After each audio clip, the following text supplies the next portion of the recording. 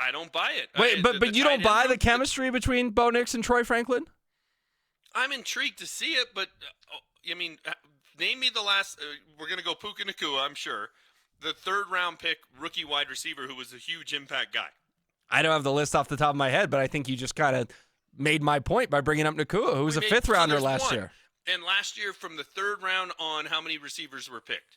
50?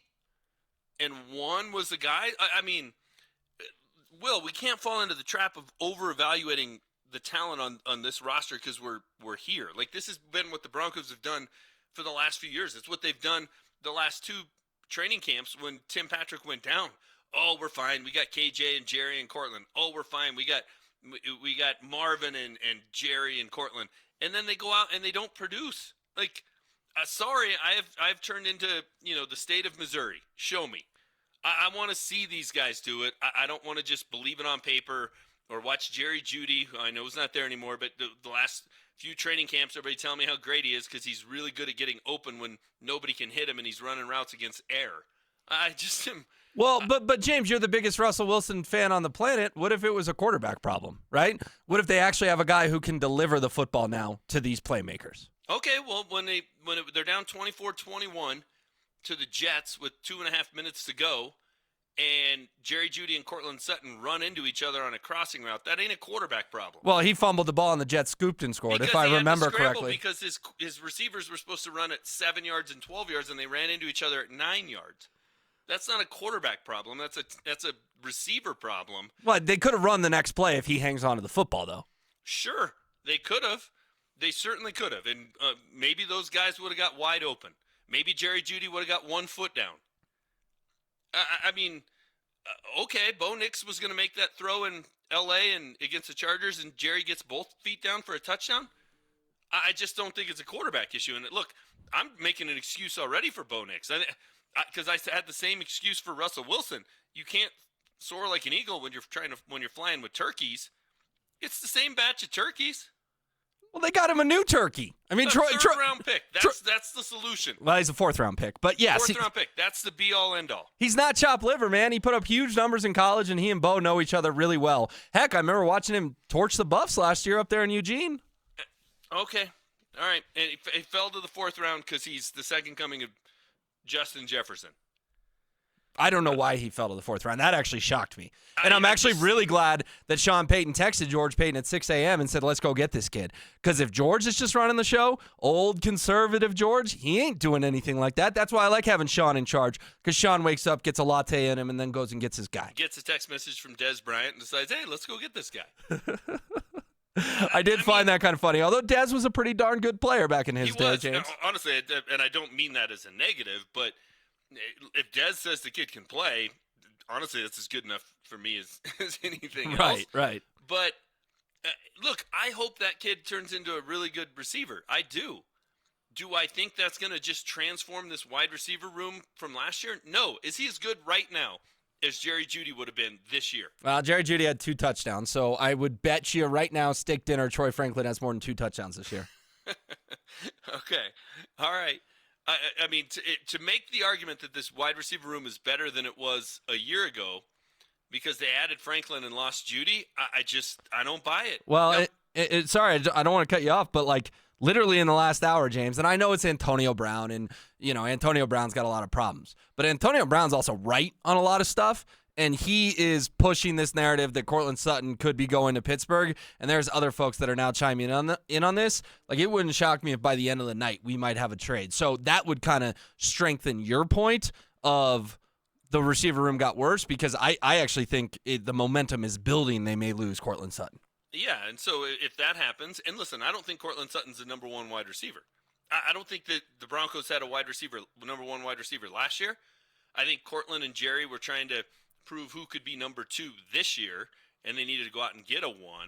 I don't know that they have a 1. Look, I think Josh Reynolds is a good signing. I do. Is he a number 1 wide receiver? No. In the category of Justin Jefferson and CeeDee Lamb and the like? No, he's not. They don't have one of those guys. So for a rookie quarterback to succeed, you have to have talent around him. Did they improve their tight end room at all? this offseason? Well, they didn't draft a tight end or sign one that I can think of other than bringing back Troutman. So that room has gotten no better. The wide receiver room, if Courtland leaves, listen, I think it's got a lot of potential. I think Josh Reynolds has potential. I think Marvin Mims has potential. I think Franklin has potential. But right now, like week 1, is it better than it was Christmas Eve last year? No, it's not.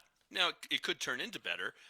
And I don't think their running back room is better. They still don't have anybody back there that scares you, that's a game breaker, that is going to change things, that is going to be like the duo we watched just tear apart the Broncos defense up in Detroit last year. Yeah, but what about this? Jahmyr Gibbs? What about Audric Estime out of Notre Dame? 5th-round kid. I know you wrote about him at denversports.com. I believe you used nose for the end zone. Sounds like this kid can score, and I watched some highlights of him. He certainly can break tackles like Javonte Williams could pre-ACL injury. Yeah, no, he's a good compliment to Javonte from the standpoint of he's the same style, right? So you always hear about thunder and lightning. The Broncos are now thunder and thunder, and that's not a bad thing. You know, Sean Payton talked about how one of the best things for a young quarterback or any quarterback's a running game. I mean, I think at best, and it's the same school, in a ideal world, that guy is Jerome Bettis light. Okay. Like he's not going to be the bus in terms of being a Hall of Famer, but just kind of body type and running style and what he brings, like he's just going to wear you down, and by the 3rd and 4th quarter, you're tired of tackling the guy. That's the kind of player he is. He's not the guy that's going to take the pitch and go 70 yards. He's not. Okay, and with all due respect to Philip Lindsay, who was just in here 15 minutes ago, running backs don't last very long in the NFL. So I think Estime could not only start for the Broncos, James, I think he could lead them in rushing yards this year. Running back is a position in the NFL that gets cycled through very, very quickly. Yeah, and the fact that it's a lower round pick doesn't bother me at all. No. I think that's where you can find, a diamond in the rough. Like running back's either somebody that's so special you're taking him in the top 15, or you might as well just wait until day 3 and hope you hit on an Isaiah Pacheco type, right? Correct. So I'm fine with that pick, and I'll be intrigued to watch it. And what about my predictions that he could start and lead the team in rushing? I don't think it's outside the realm of possibility. I figured you'd say that because you're not high on any of these running backs on the roster. I think Jaleel McLaughlin's the best running back on the roster. I still think Zach Wilson is the most talented quarterback on the roster, too. He is. Oh, you want to go there? I'm just telling you, he's the most talented guy. You want to have the debate who should start week 1? Because I'll have that debate with you all day long. No, who should start week 1 is Bo Nix.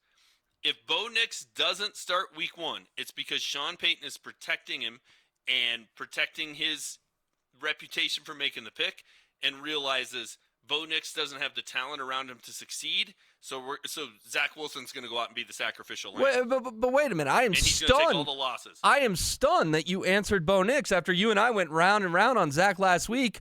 You were putting his spot on the Ring of Fame up there for him. You were starting to chisel. Zach's a better talent. He is. Okay, but James, if you like Zach Wilson so much, why don't you say that Zach Wilson should start week 1? I'm very surprised you answered Bo Nix. You took a 24-year-old quarterback that's played how many years of college football? 6? 5. He played 3 at Auburn, 2 at Oregon. Okay, then he should start. Like, what are we waiting for?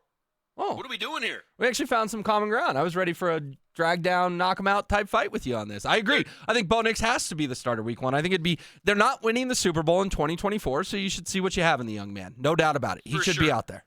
For sure. I do, but I think he's the most talented quarterback in the room. I don't.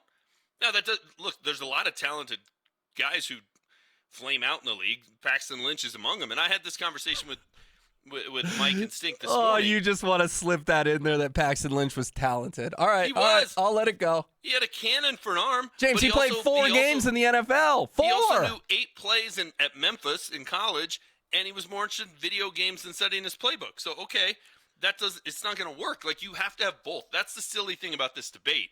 Like, I tend to be in the camp of, like, you have to have raw ability because you can't coach it. You can't coach a guy to have a bigger arm.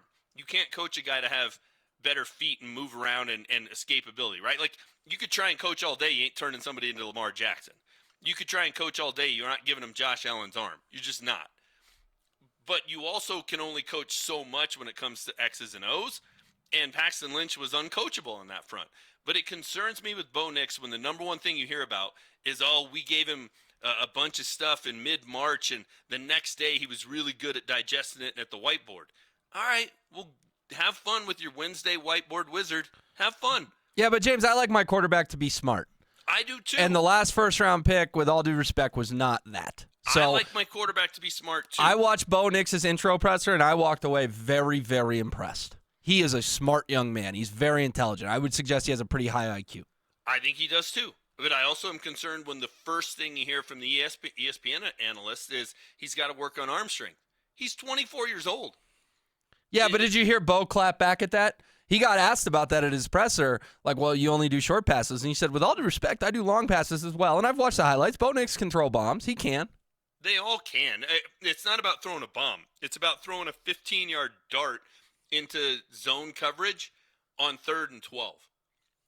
That's the throw. That's the throw Trevor Siemian couldn't make. There's only 5 quarterbacks on earth that can make that throw, James. The good ones can. Right. The 5 good quarterbacks in the NFL can. Yes. Russell Wilson can make that throw. He made it over and over and over again. You got to be able to move the chains. He can't see over the O-line, so he has trouble making that throw. You move the chains by being able to make plays off schedule. Now, Bo Nix is going to be fine if they put together their 12-play, 80-yard drive that's scripted, and bolles doesn't get a holding penalty, and javonte doesn't slip and fall, and Courtland doesn't drop a pass, and you're never behind the sticks. He's going to be fine. He's going to be great on 2nd and 4. What's he going to do on 3rd and 12? I'll tell you what you should do is get your punter warmed up. Wow. All right, we're fixing to find out. I have a little column coming out about this at denversports.com tomorrow that I encourage folks to check out. Let's hit on a couple other picks, James. Jonah Ellis, the edge out of Utah. Slow start to his career with the Utes, but he did have 12 sacks last year. Chris Abrams-Drain, the quarterback out of Missouri, 7 picks in his career with the Tigers. I'm not going to pretend to know a lot about Ellis and Abrams-Drain, but at least they addressed edge and corner. Those were 2 positions of need. Sure. Yeah, no doubt. And, I think that if you were drafting defense in this year, you got pretty good value because it was so heavy on offense in the first round. So guys that, I'm not saying any of these guys would have gone day 1, but they would have gone higher in a normal draft. So, yeah, I think those are good picks. It addresses positions of need. Worst case scenario gives you some depth and some competition. I'm fine with both those selections. And then they take the 26-year-old wide receiver, Devon Vele, out of Utah in the 7th round. I'm not going to knock the kid. He went on a mission for 3 years, so good for him. That's his right. And then Nick, I'm going to try Gargulio out of South Carolina. Kid played at Yale forever, James. 1 year with the Gamecocks. More depth at wide receiver, more depth at O-line. Those will be 2 players fighting to make the 53. Yeah, that's a spot, though. Offensive line, Tom Neyland's one of the best centers in the history of the league, certainly the best center in Broncos history. He was a 7th-round pick. So you can find some talent there. You never know what you're gonna stumble upon. Alex Forsythe, who they're counting on to maybe compete for that job or take that job with Kush gone, was a day 3 pick. So yeah, I think by and large the Broncos did a pretty good job. Again, they ignored middle linebacker. It's as though they're playing 9-on-9 football and they just don't realize that's a position. Especially after letting Josey Jewell walk. Yeah, that is interesting. Yeah. Year after year after year in free agency and the draft. It's amazing to me since Super Bowl 50. But look, you can't solve every problem with one draft. You can't solve every problem and fill every hole with one free agent class. You got to pick your spots, and I think they found some guys that certainly can compete for playing time, if not starting jobs. But again, none of them, and this isn't me knocking anybody. This is me just playing the odds. None of those guys are going up on the facade. None of them are Ring of Famers, right? More likely than not. It'll be a huge exception to the rule if they are.